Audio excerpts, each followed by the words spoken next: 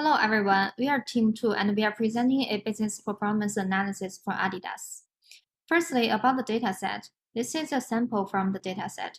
Our data is Adidas US sales data in 2020 and 2021. The dataset contains over 9,000 records from Adidas in 2020 and 2021. Each record has 17 features, including invoice date, retailers, city and state, and so on. Here are some details of certain fields. Our main question is to do a business performance analysis for Adidas to help it improve its performance next year. So starting from three sales indicators, which are total sales, total units sold, and operating profit.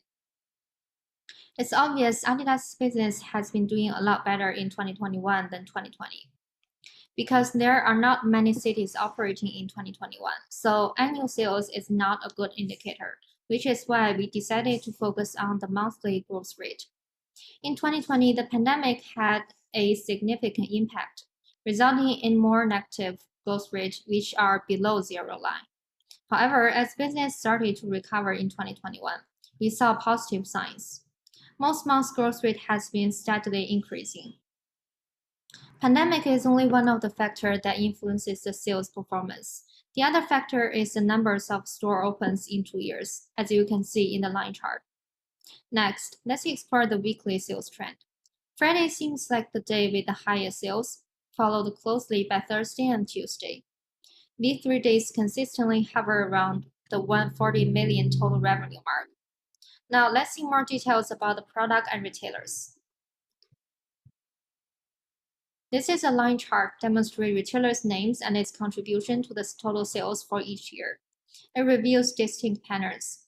2021 exhibit more diversified channels with no dominant retailers. Also, you can see a new retailer in 2021, which is Amazon, accounting for nearly 10% of the sales.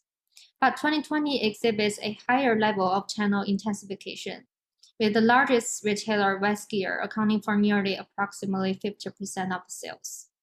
In 2021, the sales share of Westgear and Walmart has been decreased. The sales share flowed into Sports Direct, Kohl's, and Amazon. Next is a bar chart of product categories sold in each year. We can see how they follow similar pattern. Men's street footwear emerged as the most popular product, accounting for over 20% of the total sales. The least popular products, women's athletic footwear, still generated more than 10% of the sales, indicating a relatively balanced product structure. Product gender distribution is also balanced. Men's products contributed almost 60% of the total sales, while women's products accounted for less than 50%. Then we will be focusing on product analysis. First of all is our product analysis overview. We discovered that men's street footwear dominated the sales, accounting for about 23% of the total sales. Following closely behind was women's apparel. This indicates the strong demand for fashionable footwear among men and the growing popularity of Adidas apparel among women. Then we can learn from the chart that the overall average price of Adidas products was lower in 2020 compared to 2021. The main reason for this may obviously be the impact of the pandemic. Additionally, men's products were generally priced higher than women's products. And also, it is evident that apparel products had the highest average prices among three product categories. Moreover, regarding the seasonality, although there is no obvious seasonality of the products, we can see that the peak buying for 2020 was in April, while 2021 was in July. This could also due to the outbreak of the epidemic in April, which led to mass concentrated purchases. Then we are moving to retailer analysis. We found that men's street footwear held the largest share of sales among all the retailers, capturing about 20% to 30% of the market. Conversely, women's athletic footwear accounted for the lowest share. This highlights the strong preference for men's street footwear among consumers. Additionally, we found that Sports Direct boasted the highest average operating margin across all products, and this is due to the high profit margin level of its women product.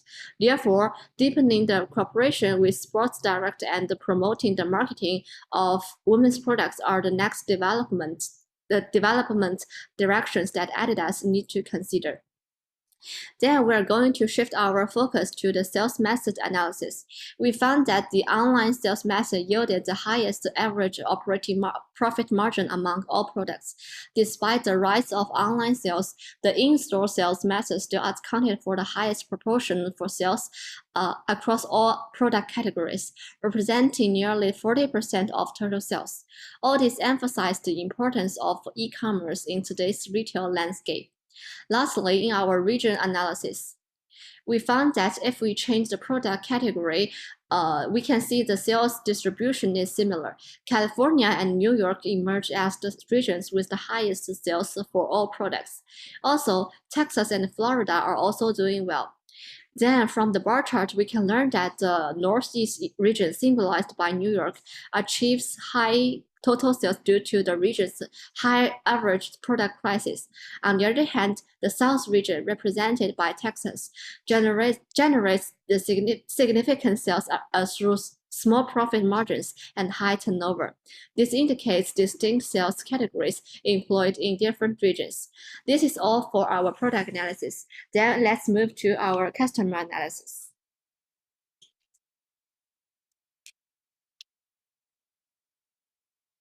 Well, in the next part, I will talk about the consumer analysis of Adidas. The first two maps shows the sales revenue of different states in different years. In 2020, New York had the largest revenue of $40 million.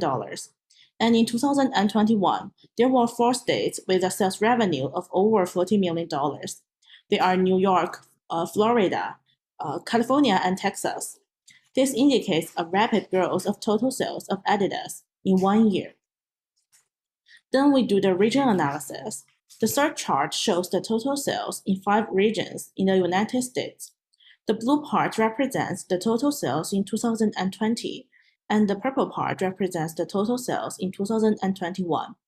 From the chart, we can tell that consumers buy Adidas products in western part of America most. And in all of the 5 regions, the sales revenue of 2021 is bigger than that of 2020.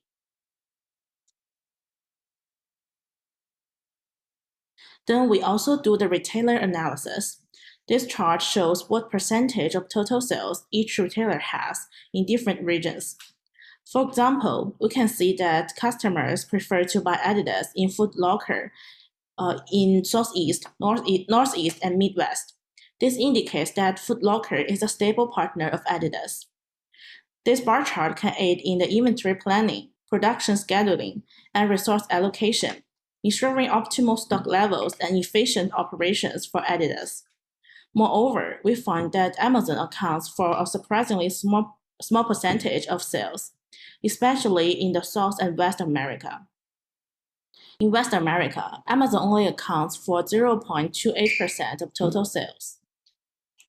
Adidas has 3 sales methods, which are online, in-store, and outlet. This pie chart shows the percentage of 3 sales methods in different years, and the number in the center is the total sales in that year. From the chart, we can see that in 2020, 98% of total sales were from in-store and outlets. The sales of online orders increased from 2% to 36% in just 1 year, which indicates a substantial shift in consumer behavior and the company's digital presence. Next, we will define the business problems of Adidas and give our recommendations.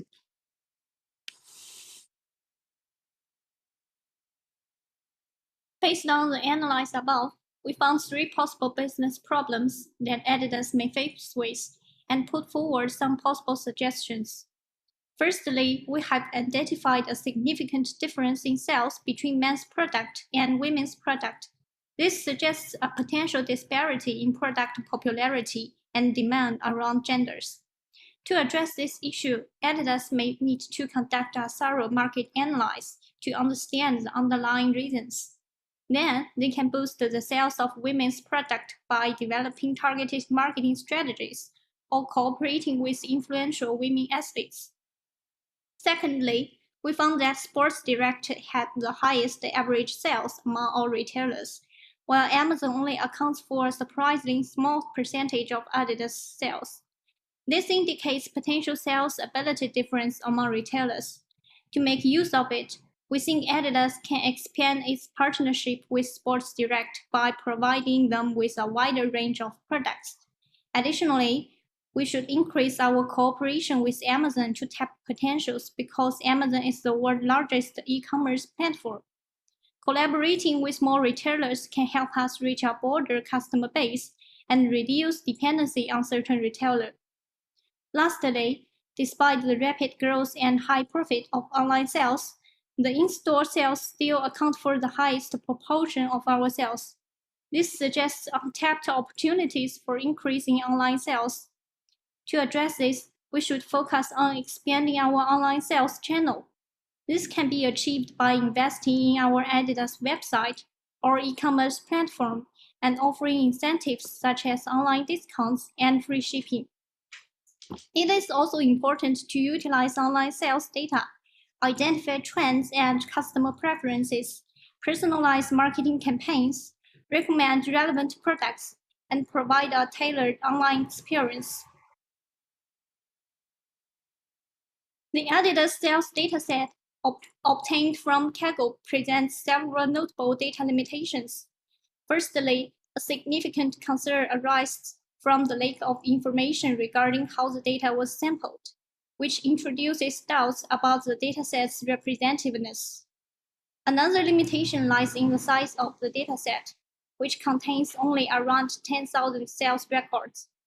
Considering Adidas' global presence, this dataset seems inadequate to show the entire sales accurately.